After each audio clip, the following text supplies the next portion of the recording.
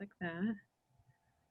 All right, it looks like we are recording. I just wanted to thank everyone for joining us for our little, I want to call it our Grief Gals chat, but we don't have an official name, but we're all part of our Bereavement Professionals Group, and we really just wanted to have a conversation about the holidays. We know that this year has been extremely tough. 2020 has been a tough year for a lot of us. And when we add a global pandemic, social unrest, the election, so many things that are really difficult that we're all dealing with, and we add the death of someone loved, is really, really difficult. Some of us, our person may have died during the pandemic, prior to the pandemic, but we know that when the holidays are coming, it's hard. There's a lot of reasons for that, and we'll certainly talk about that in just a minute. And knowing that we're currently living under a global pandemic, our holidays may look very different this year just because of that. But then when we add someone special has died, we have even more to kind of consider. So I wanted to do some introductions so people know who we are. My name is Buffy Peters. I'm the director of Hamilton's Academy of Grief and Loss, which is a special division of Hamilton's funeral home. And we provide grief services to children, teens, adults, grief support in schools. We are currently doing a little bit of in-person as well as virtual programming as well. And we'll have some information about where you can get additional resources at the end of this talk. Cindy, do you want to go ahead and introduce yourself next? Sure. My name is Cindy Meek, and I am the WesleyLife Hospice Bereavement Coordinator. And I work with all of our hospice families, some of our patients, before and after a death, and we have a year of support that we offer, whether it's phone calls or visits, support groups, special events. It just depends on what the family needs, so it's tailored to the family. Great, thank you, Cindy. What about you, Natalie? Yeah, so my name is Natalie Lee, and I'm the Bereavement Coordinator with MercyOne Hospice. And I do similar work as Cindy described of following up with our families after a loved one has died.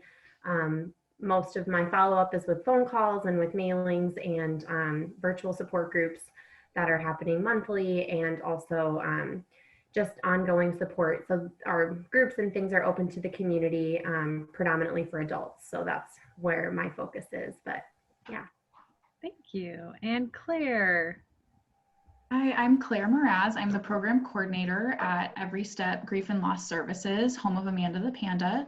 So we provide free grief support services to children as young as 5 up through adults of all ages. And that really takes the form of support groups, weekend and day camps, evening social events, community events, also, like Buffy mentioned, you know, virtual and in person. So right now, programming is happening virtually, but really just offering grief support that's tailored to the needs of that individual. So folks can call in looking for more information or how to support loved ones in their lives, how to support themselves, and so on. Yeah, and we know from the work we're doing, the pandemic has hit our grief support very hard, and trying to figure out how we pivot and do those things to meet people where they're at, and realize that not everybody wants virtual. I know I'm zoomed out, I'm sure other people are as well, but we're hoping that the services that we are able to provide can kind of meet people where they're at, and still keep people safe, because we know that we are still in a very real situation, right? And so I've got a couple questions that we'll kind of go over, and we'll jump in with thoughts and ideas for the people watching this video of things that they can do to help themselves during this really difficult time of year. And it's interesting because the holidays are very tough, and often we might ask ourselves, well, why are they so difficult? And we know, of course, there's this premise in our society that everyone's holly and jolly and everything's great and you're with your family. And that's not the case for everyone. And so what do we do when we're feeling really opposite of that? And especially when we've had someone really significant in our lives that have died, and now we're faced with these huge, holidays that we're used to celebrating with them. How do we, go about that this year? Cindy, do you want to start with that? Well, I think it begins with communicating as a family.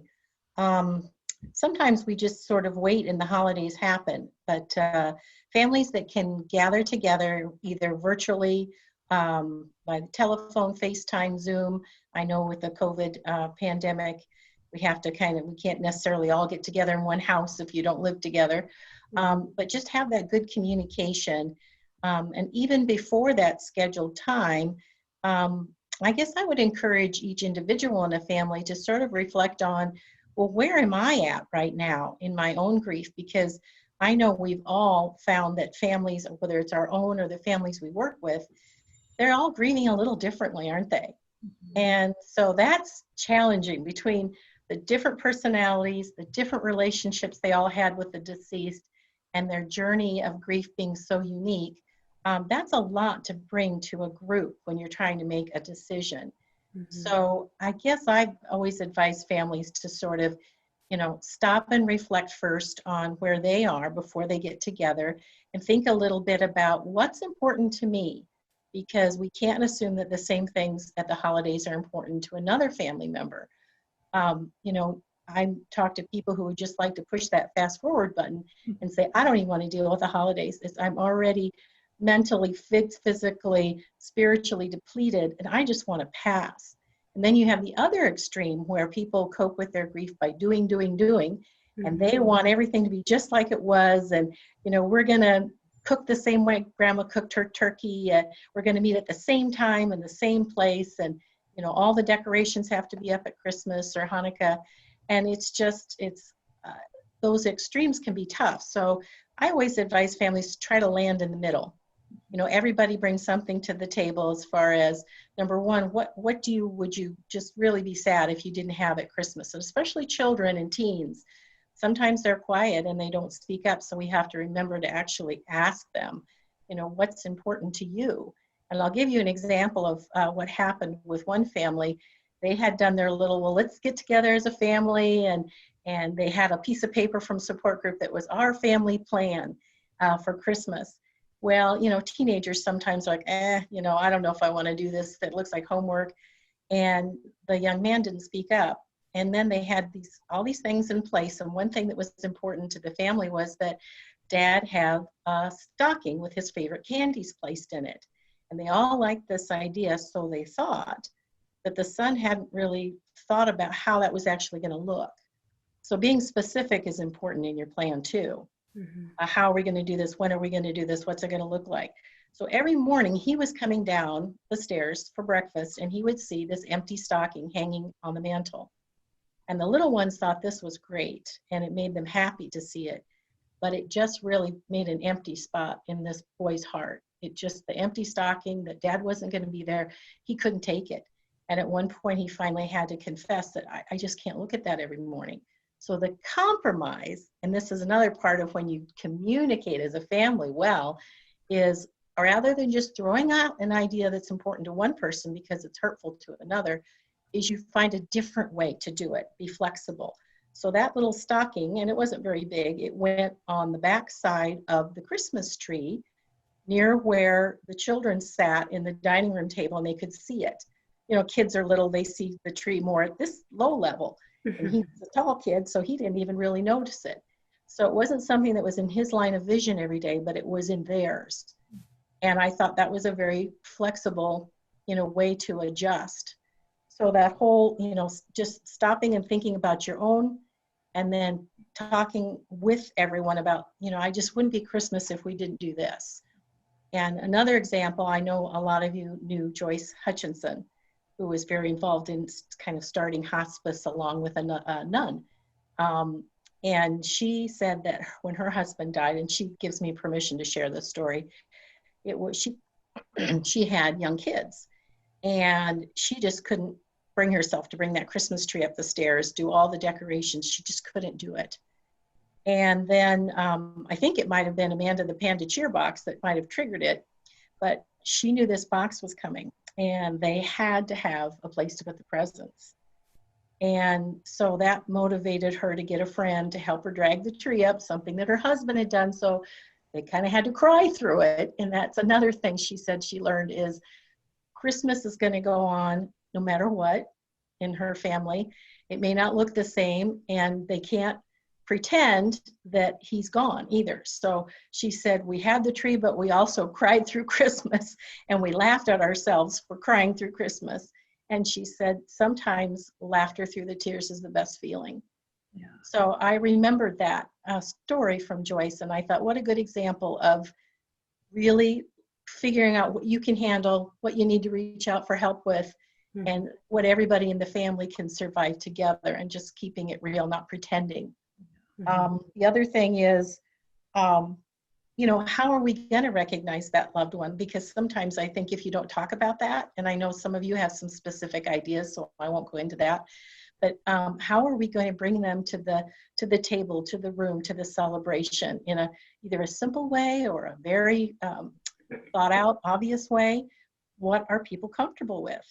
And I think in fairness, when you do come up with a plan to sit down and talk as a family about the holidays, rather than making assumptions or having expectations of who's going to do what, I think it has to be asked. We can't assume that just because Mark was the handy guy like Dad, that he's going to do all the lights by himself. He might not be up to it. And just because, you know, Karen was a great cook like her mom doesn't mean she has to do the whole dinner at Thanksgiving. That's not fair. Even maybe she doesn't want to, or maybe if she does, it's just too much for her. So saying, well, who can bring what?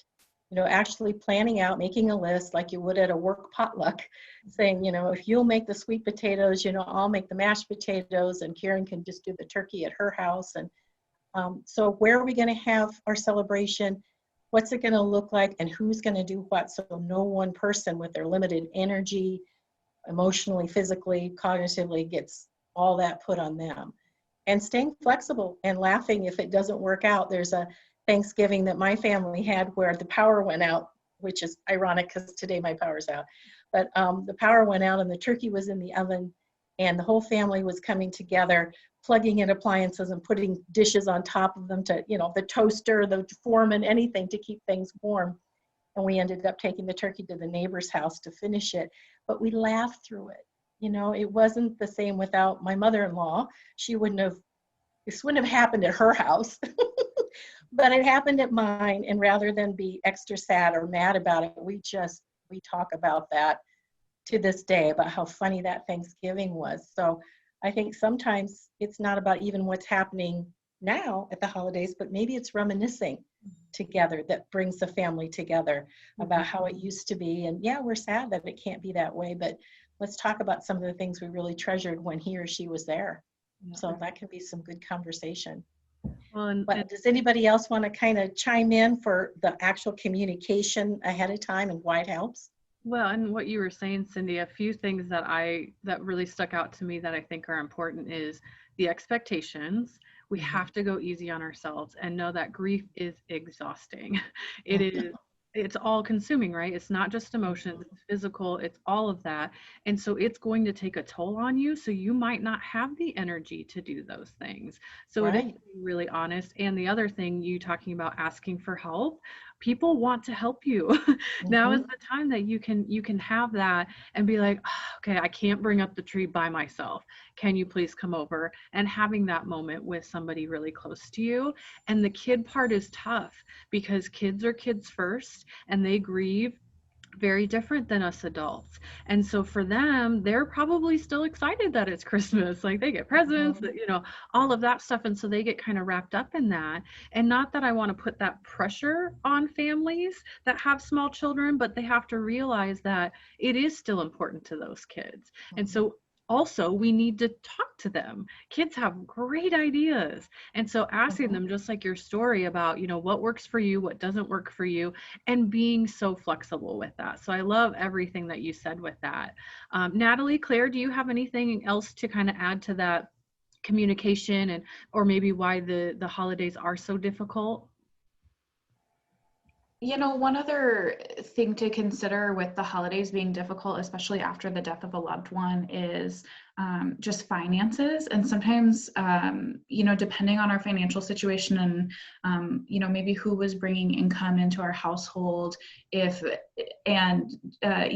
grieving and funerals and all of that can be an expensive process. And so the holidays are also often an expensive time. Are we buying more food? Are we having gatherings? Are we buying gifts and that sort of thing? And so giving yourself grace that if your finances have been impacted by the death of your loved one, that, again, what you said, Buffy, like to not to put pressure and to take that pressure off a bit is, the pile of gifts may not be possible or may look a little bit different. And so finding ways that we can creatively still show and express love and still take care of ourselves, and still, give ourselves that grace and space to just be doing our best, and just keeping that in mind at the holidays. It really isn't about those material things.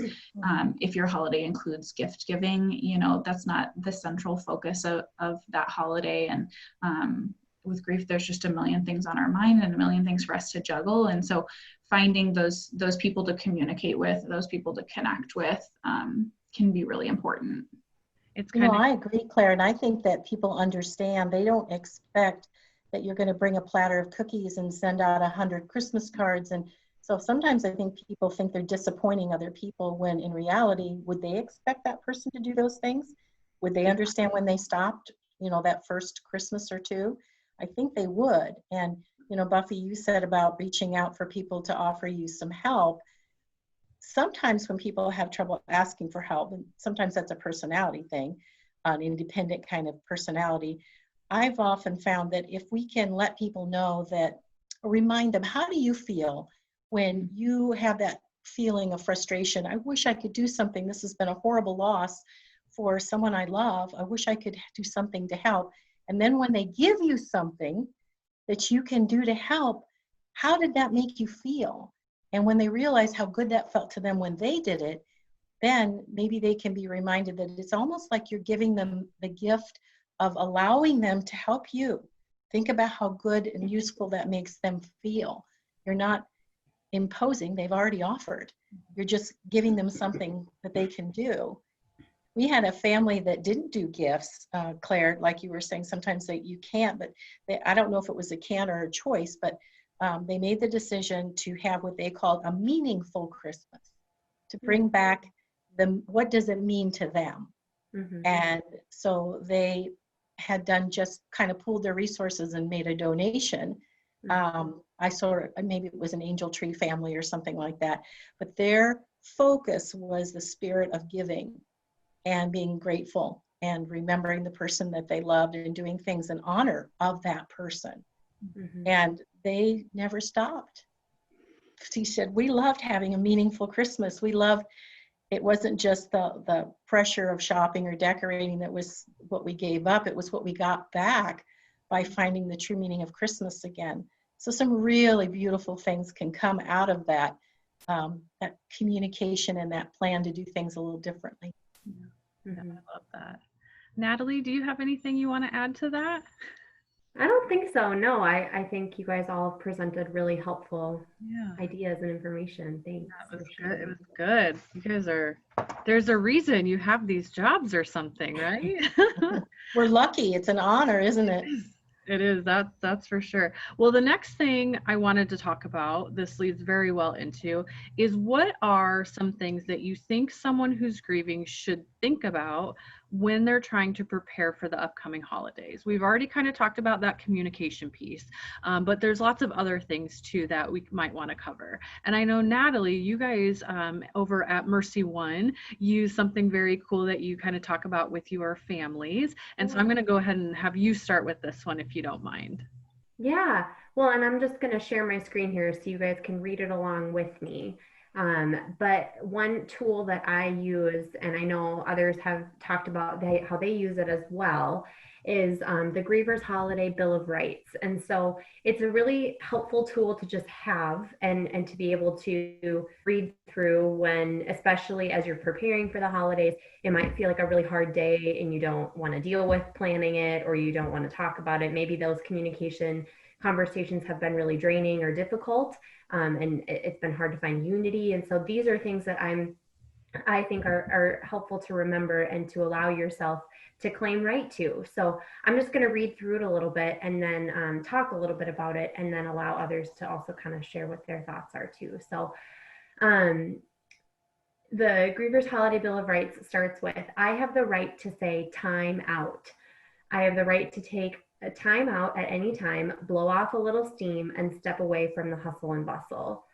I have the right to tell it like it is. When people ask me, how are you? I have the right to tell them how I really feel and not what they want to hear. I have the right to bah humbug days. I don't have to put on a happy face for the benefit of others. I'm not mad or crazy because I don't feel cheerful. I have the right to do things differently. Nothing says I must always do the holidays in the same way. My list of alternatives is endless. I have the right to be where I want to be, at home, with friends, with family, in another state, or alone. I have the right to have fun. I don't have to worry what other people think about me having fun. I know laughter can be healing. I have the right to change my mind. My grief is unpredictable.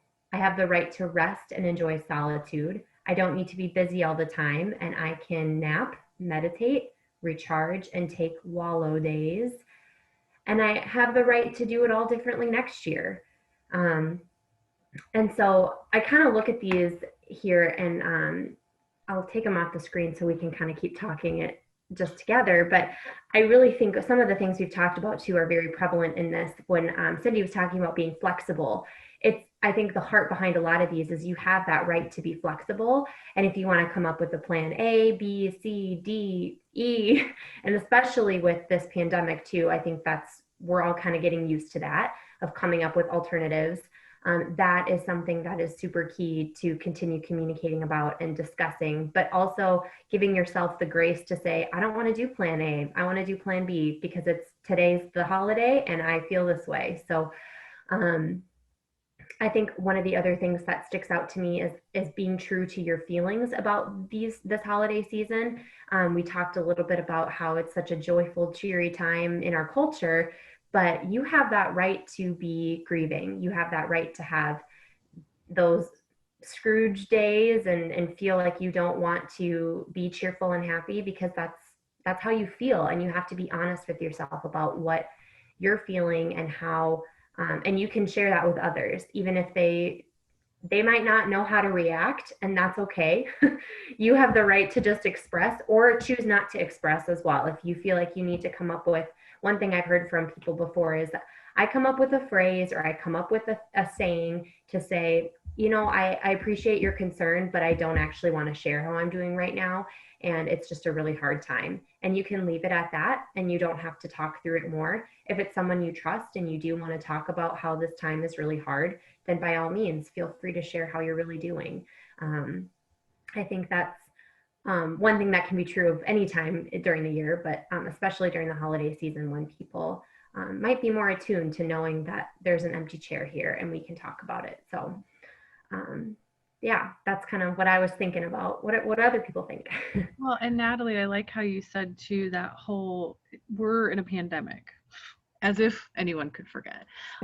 So there's a lot of people grieving a lot of things. And I think for those that are grieving the death of someone, that can be even more difficult, which then again goes back to Cindy's point of that communication and not assuming. And so I think a lot of people too, like, why didn't they want to, talk about my person, or why didn't they bring it up? And people are going through a lot. And so remembering that, but also knowing when we're grieving, are kind of selfish, right? We're dealing with a lot of stuff. And so it can be that acknowledging that other people are going through stuff too, but you have every single right to feel however you're feeling. And like you said, change your mind if you need to change your mind, and do what feels good for your soul, because it's hard to come by these days. And so when you can find things that really do kind of help, and that may feel different than before, better feels different than before a death, we have to find those things and cling on to them anywhere we can. Mm-hmm. Yeah. Does anybody else have anything else? I mean, that list is you know, there's a reason Dr. Wolfelt is in like every library and has his stuff all over the place.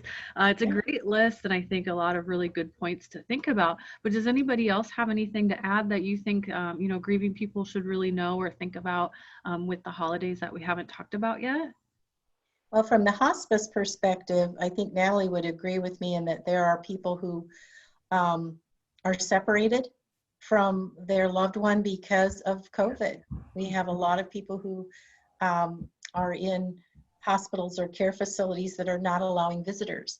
And you put the holiday on top of that actively dying person and the grief that you sort of, I don't know what kind of grief you would call that, but it's, that person is going to be dying and you're sort of letting go of things along the way until the final loss.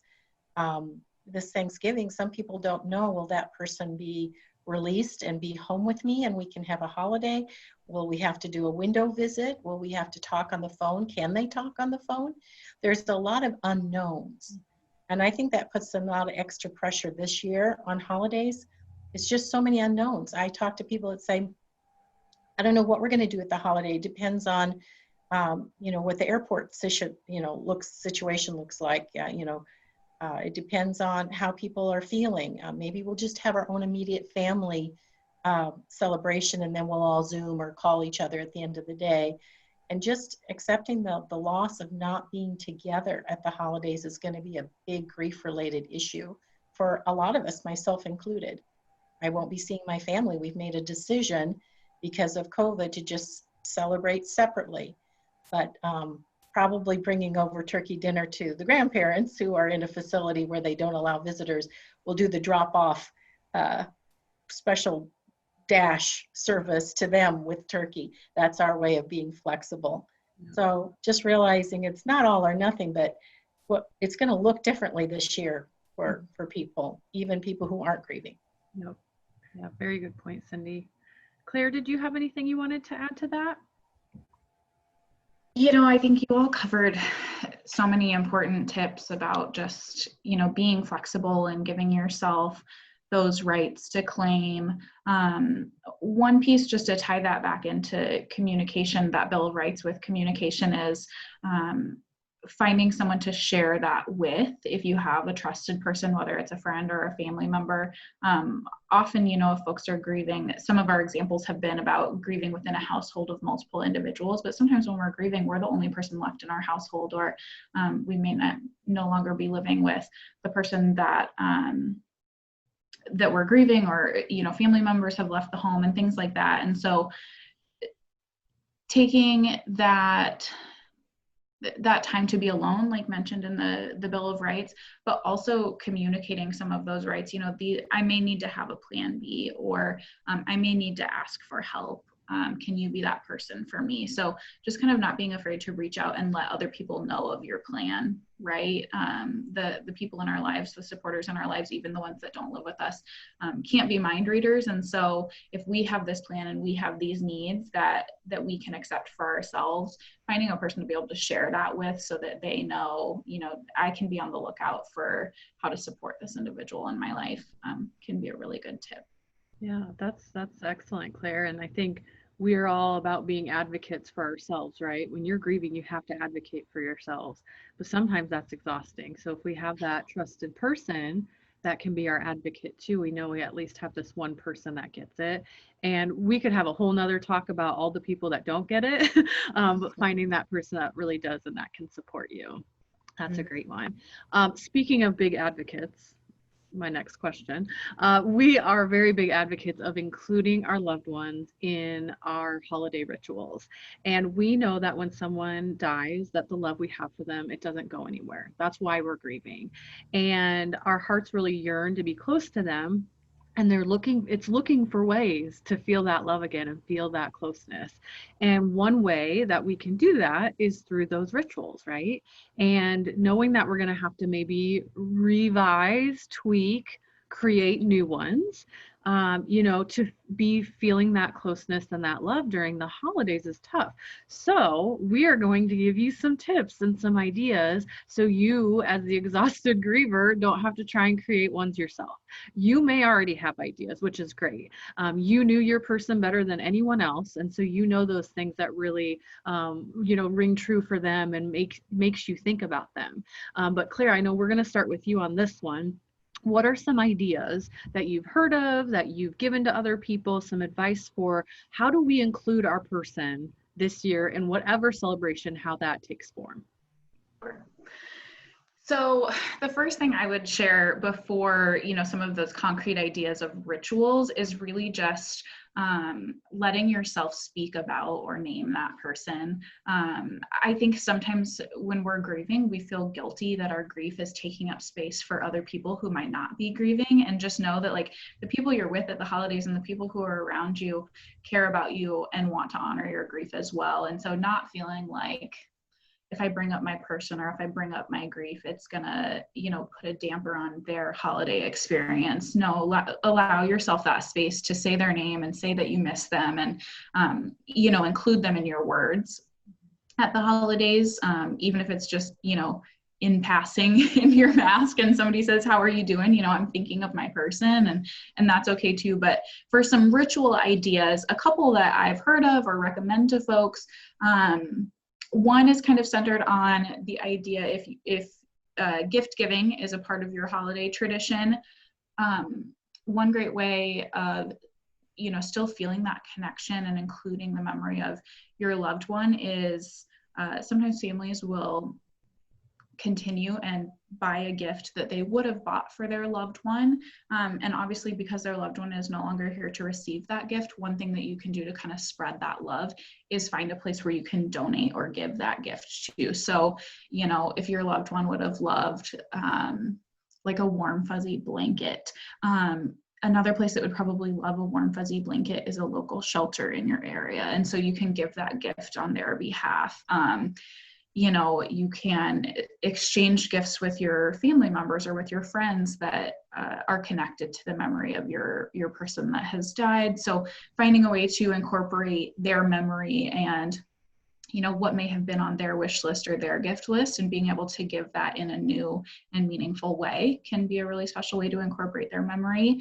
Kind of on the same lines of donating, before I was talking about donating a gift, some folks opt for, like Cindy's example earlier, opt to not do gifts, but donating can still be a part of that picture. So maybe donating meals or food items or raising money for a charity or a cause that is meaningful to your loved one's memory, whether it's a cause that, was near and dear to their heart while they were alive, or sometimes, like my family often will give to the Parkinson's Association because my grandmother lived with Parkinson's and died from Parkinson's. And so finding causes that are special to their memory, their life, can be a really special way to give to other families that are impacted in similar ways. And a third idea I would share is, we know that food can be such a memory connected experience, right? We share meals with one another. It's a way to come together and feel close and share love. And so we can do that even when our loved ones are no longer with us, by making their favorite food item at the holidays, by sharing a memory of them before we eat our holiday meal, by sharing a toast to their memory at mealtime. I tell people, even if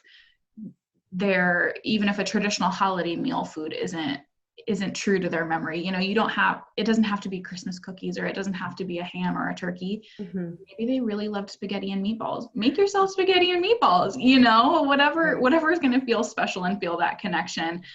Maybe you make a recipe that they always made, or go to a restaurant and get takeout in these COVID days, but some way to take time at a meal to really be focusing your mind and your heart on them and their memory and your memories with them. So those are a couple ideas and favorite ways to incorporate our loved ones in our holiday rituals. Yeah, those were awesome. The one when you're talking about gifts too, One I've heard is buy yourself a gift your person would have. And I think that's really hard for a lot of people because when someone's died, it's hard to get to that place where we feel joy again.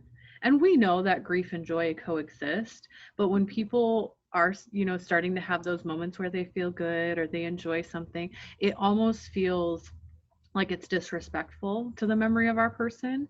And we know that that's not the case. And our, brain may think one thing and our heart thinks another thing. And it takes a long time for our brain and our heart to kind of get to that same place. But that's one that I've heard that can be really powerful, but a lot of people won't give themselves permission to do. So think about that too, is what would they have given you? And if you can swing that, again, it's hard to come with stuff that makes you feel good right now. And so give yourself permission to do that. I've got some other ideas too, but I wanted to hear from, Cindy and Natalie. Do you guys have some, tried and true things that you recommend for people, or stories that people have tried for rituals that included their person that really helped them kind of get through those holidays and made it really meaningful for them? Well, I have a regular grief support meeting with a gentleman whose husband died, and they used to buy a special ornament every year from Hallmark. The big, lots of people wait for that new Hallmark ornament to come out every year. And he said, well, it takes a little of the fun out of it that he won't be here. And he said, is it strange if I went ahead and got one in his honor? And I said, not at all. Just like you were saying, Buffy, that, do something nice for yourself. Why should you not have that continue? Because he would want you to have that. So, and then he said, I think I'm going to do something else too. Every year he would get a little, it's kind of a signature bear, a holiday bear from his husband, and they were made for hanging at the holiday. So across the archway, he's planning on taking all these boxes of bears he's received over decades, and he's going to hang them over the arch of his beautiful home. And that will remind him of just those tender moments when he received those from the love of his life. Yeah. And I think that's beautiful. And, Claire, he's one of those people that's home alone. He doesn't have family in town. This is his first truly alone holiday. So that's his way of feeling closer. And I just commended him. I think those are beautiful ideas. Yeah, those are great. What about you, Natalie? Yeah, one thing I wanted to kind of just mention too, I think it goes a little bit back to when we've been talking about the communication components of just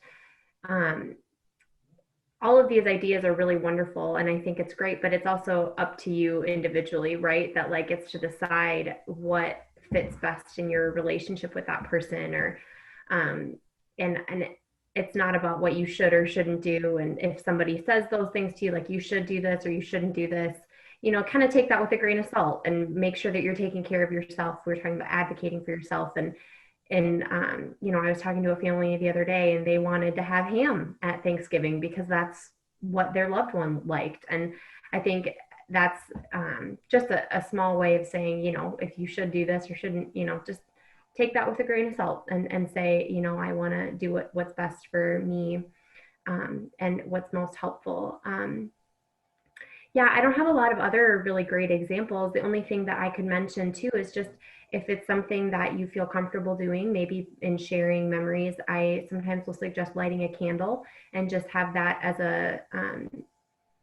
a very, I would say, more ritualistic way of honoring someone's memory, as that might have been some way you did at a funeral, or kind of as a reminder. And if there's something like a special candle, or it's like if you like scented candles and it's a favorite scent of theirs or things like that, I think that's another way to bring a family together, or for yourself to remember that person and have, I don't know what the power of candles is, but that's something that's always impacted me. So I share it with people, and I've heard good things too from them. So that was the only other idea that I could think of to share. But yeah. And children could be a part of that too if they want to decorate a votive. Yeah. To put the candle in. They can be a part of, this is special for grandma, or this is special for my sibling, and maybe even putting their picture by it. Everyone could sort of pitch into what that candle's gonna look like, or maybe they pass it around and each person gets to share memory or what they're gonna miss, with permission to pass, of course. It's not everybody's thing, but you could just, when you get that good communication going, everybody could come up with a way to make it their own. And I love that idea of the simplicity. It's not expensive, it's not hard to do.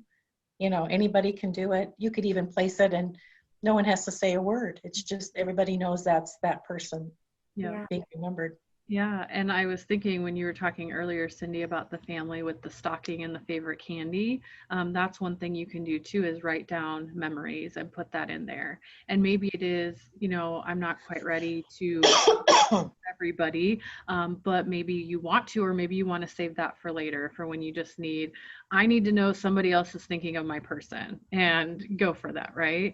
And we know that rituals, they don't just have to be during the holidays, right? Most rituals that are really meaningful and impactful aren't those big ones like the funeral service, the visitation, all of those things, which are very meaningful and very important. But most grief rituals that are really meaningful are personal, they're private, and they're, you know, they mean something to you. They really help you feel connected to that person. And so maybe it is, I'm going to wear their favorite color today, or I'm going to drink from their coffee cup. Something that simple, again, brings you close to them.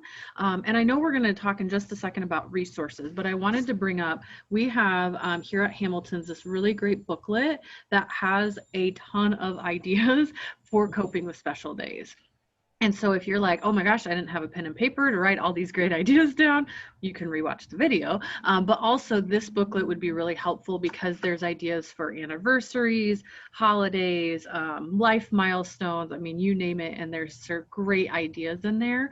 And so definitely check that out. So I know we've been talking for quite a while, and to wrap things up, I just wanted to go around and say, if somebody wanted some more resources, they wanted more information about how to help themselves cope in normal times, well, it's not normal, but during regular times, or during the holidays, if each of us wants to kind of tell us where we can get more information so people can visit that.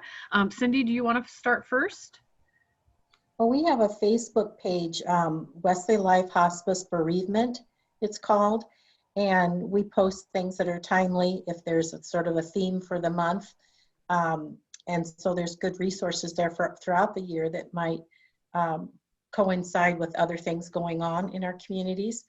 I want to share a book that I have had for years, and you can tell because I've got all these little tabs on here for when I've personally used this for myself and my family or for clients.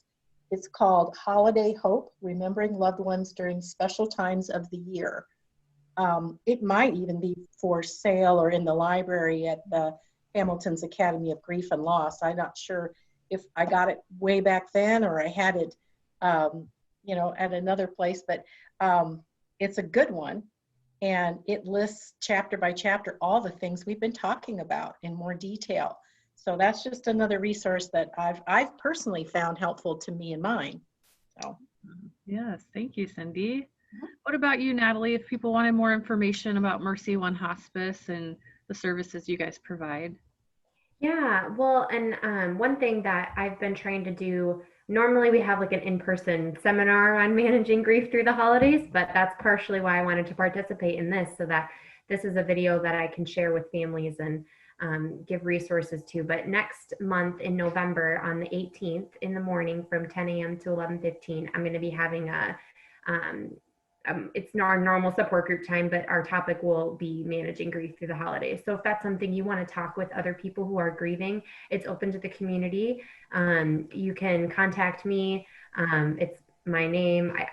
I can give you my contact information through, I don't know what the best way would be, but my email is natalie.lee@chihealthathome.com. So you can give me an email, or and we also have a Facebook page too that I'll post some information about with. It's at MercyOne Des Moines Hospice. So yeah, I really appreciate getting to participate in this. So thank you.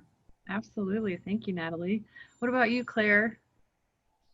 So for folks interested in just additional resources or support through our Amanda the Panda program, I would recommend either checking out our website, which is everystep.org, or you can give us a call or an email. Our phone number is going to be on the website. It's also 515-223-4847, or just sending us a general email, whether you're looking for support yourself, support for your family, for friends or loved ones, anything like that. Our general email is griefandloss, all spelled out, at everystep.org. Perfect. Thank you. And if you wanted more information from Hamilton's, our website is a wonderful resource. There's lots of handouts and links to different other, support organizations and all that good stuff. And so that is Hamilton's with an S, hamiltonsfuneralhome.com. We do have a YouTube channel, so if you want to go give that a like, I have 0 followers right now, so please. But we also have Facebook and Instagram and all of that, and you can get that from our website. But I think in closing, we just want you to know that this time of year is hard. Go easy on yourself. Know that even though it feels like it, you aren't alone. There are other people. And look for those ways that you can connect. And even though things are really different right now, we still have some things, right? And so kind of have to get off that things aren't perfect and they're not like they should be. Hopefully we'll get there in the next few years. But right now there is support available. So if you are struggling, please, please, please reach out. There's support available for you, and know that all of us are here to support you in any way that we can. So we'll go ahead and close it with that. Thank you so much, ladies. This was a fun little chat, and we'll see you next time.